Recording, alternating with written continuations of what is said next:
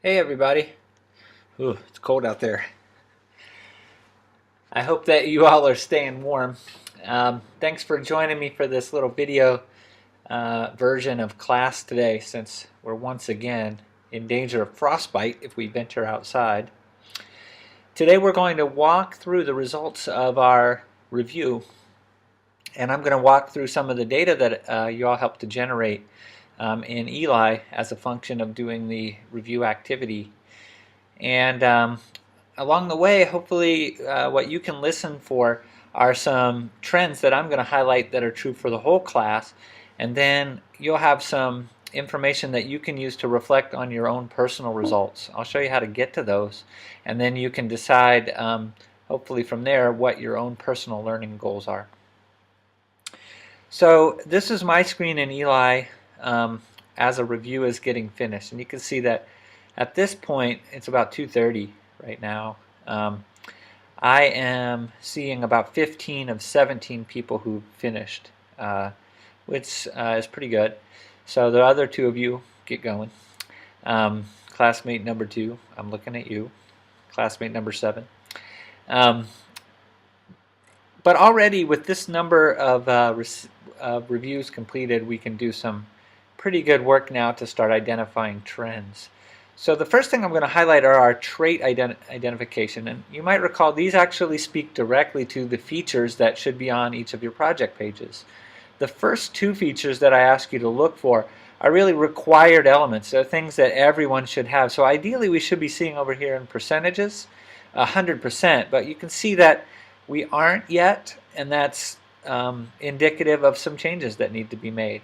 So working links to modules 1, 2, and 3 about a little more than 2/3 of you have on there. So a third of you have that as a top priority. Name and contact information, only about half of you have that information on there. And so that's the next thing to put on there. So you want to identify yourself and your work on your project page. As we move down, we start to see some features that correspond to these other ways of reading. So we could get to both of those first two features by looking at a web page as you would see it in the browser. In order to look at the source to see if it validates, of course, we have to acquire some assistance, the W3C validator. And then later on, we would see styles defined using CSS as the next one. To see that, you would have to look at the source code. What's cool for me is that we start to see some interesting trends here. So the HTML source is not yet validating for everybody. What that means is that you have some work to do yet to learn the HTML syntax, and also to learn all the things that are supposed to go in an HTML page. Now that's not surprising to me at this stage in the semester, and in fact that we're getting close to half is not too bad. The important thing is that you now have a workflow where you can actually check that, so you can understand yourselves, am I doing everything that I'm supposed to?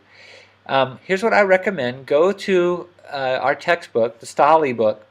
He is really clear about what are the required elements in an HTML source so that you can have it be structurally complete. And that's really what we're talking about. In addition to being error-free, we're talking about it being structurally complete. It means having a doc type declaration, it means having a head element, it means having a body element, all enclosed the way they're supposed to in the tags. Now here's the good news. This is very exciting to me.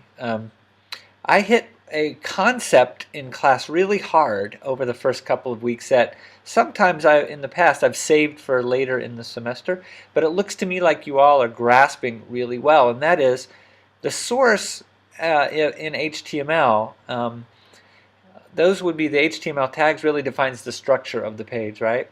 What's in between the tags, the text that you write and that people see on the page as content, is another thing distinct from the structure. And then a third thing is the style, which we define using a different syntax called CSS.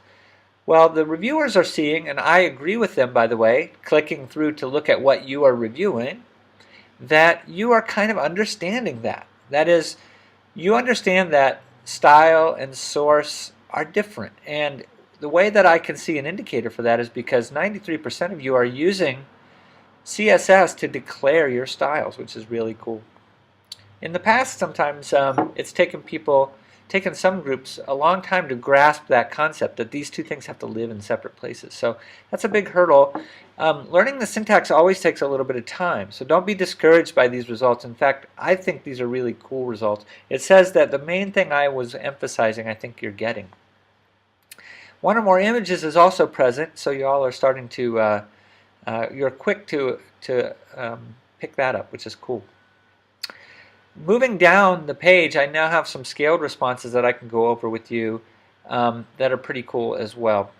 Only about 21% meet all the requirements so far.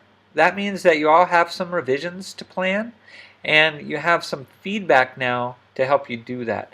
So this will be one of the elements that I'll ask you to put in your revision plan that you're going to prepare for today. And that is, give me, if you're not in this category, right, if you didn't get a strongly agree that you meet all the requirements, tell me how you're going to get there. That's the plan that I'm really looking for, okay? This one is a little concerning. Not sure. So let me try to address that. What this means is that the reviewers themselves, when they look at what the page needs to have, we're not 100% sure that it meets all the requirements. So let me show you where I would go first to figure that out. I'm going to go in my browser and go to the class page, go to the syllabus, and just read the personal course page that's 10% of your grade. So right here, this defines the basic elements, okay? So this is what we're matching against. All right? So hopefully that helps. If you're ever unsure about any of those things, you can certainly ask, but this includes the information that it should have. All right? It's all listed there. So I didn't make anything new up to put on that list of features that we were looking at before. Great. About a third of you have started to take, much more than that. If we add strongly agree and agree together, about 88% almost, 85%, I can't add, 87%, something like that, high 80s, have started to personalize their page and make it their own. That's great. That's another sign. That's a sign that you're digging in a little bit and that you're spending some time trying to learn the HTML and CSS syntax, and the results of that are starting to show. So your classmates are picking that up. Finally, I asked this question, which is really kind of cool. This page is a good model for others in the class to look at. Here you're just really agreeing, and you can see that by far most of you are in this group, right? Not yet. That's okay. But there are some that people agree, and there are a few that you strongly agree. So let's look at one of those. What's a good model for others in the class to look at? So here's one that was really highly rated, and this is Daniel's page, so I'm going to embarrass him, but only for good things. And you can see that what Daniel's done is borrowed my style sheet, put a unique background on the back, but he has all the elements, and he's also gone the extra mile here to make his navigation bar work. All of his links are there for Module 1, Module 2, and Module 3. And apart from some contact information, he has just about everything he needs to have. So he's off to a good start. He's got a customized look. And more importantly, he's exhibiting that knowledge of structure, content, and style all living independently. So I agree, Daniel's off and running, and he's doing a good job. And if you want to find out what he did, remember all you have to do, take a look at his source. So you can see what he's got going on here. Not bad. By the way, his site does validate as well. It only threw one little warning, and that was the warning of using HTML5, which is not a problem at all. Okay. All right. So let me walk you through what I'd like you to do on an individual level for just a second. So in addition to this big summary report that I get that talks about the trends for the whole class, and by the way, I see these as positive trends. I think that we're on track, we're learning well. We've got some work to do to brush up on our HTML, of course, but overall we're making good progress. And we're ready now for the phase where we start designing these pages a little more carefully, laying them out, and instead of randomly choosing things, to start really thinking about what users need and then making a plan and then executing that plan, building the HTML and CSS so that it shows up on the page. So to get that started, I want you to think carefully now about what you will do. So I'm going to click on, we're going to stay with Daniel for a second. He was classmate 15. And I can see his detailed personal report, and it includes some advice. So this is advice given for classmate 15, Daniel, by classmate 16. And it includes some concrete suggestions about how he can improve this page. All right?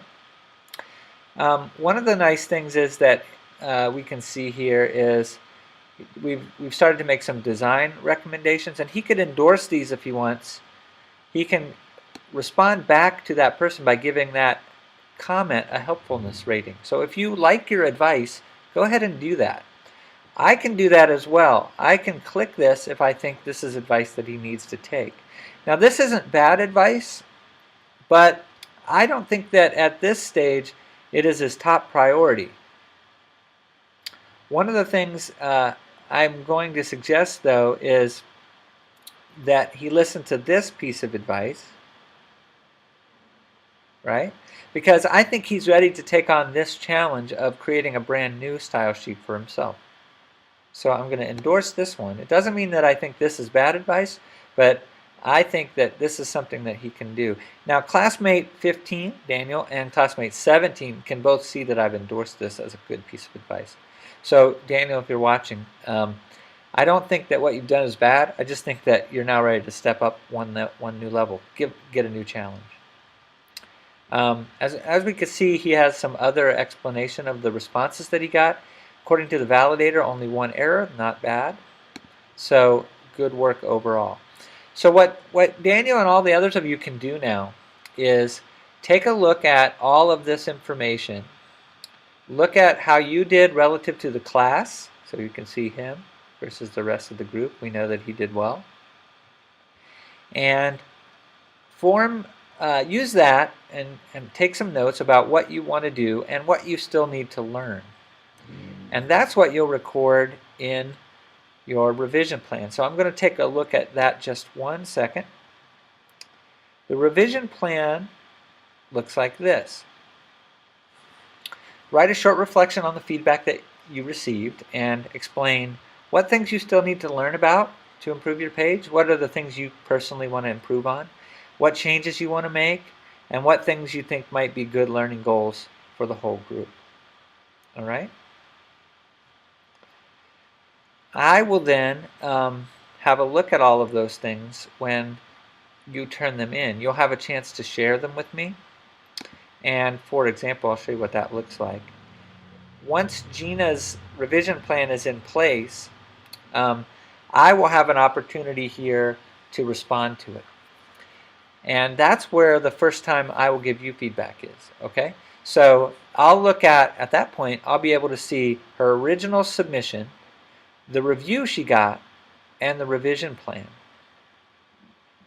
That makes sense? So I'll see what she turned in, what the reviewers said about it, and then how she processed that feedback. All of that I will then talk back to and say, yeah, I think you're on track, or here's something that I think might be a very specific recommendation. Okay? So overall, good work. I think we're on track for where we need to be. Next time in class on Thursday, we're going to start our segment on wireframing and design. The other section of 210, if you know somebody in that one, kind of flip-flop. They did that unit first, but I decided to do the HTML and CSS primer first, and now we're going to circle back now that you have those tools, and we're going to start redesigning and rebuilding both the project page, and then we'll move on to the portfolio. So hopefully this is good information for you to reflect on. Take a look at that revision advice that you got. Give your revision plan some thought and turn that in, and I'll see you on Thursday. Tomorrow, check back here for another video about how to prepare for that wireframing exercise on Thursday. Stay warm. Thanks a lot.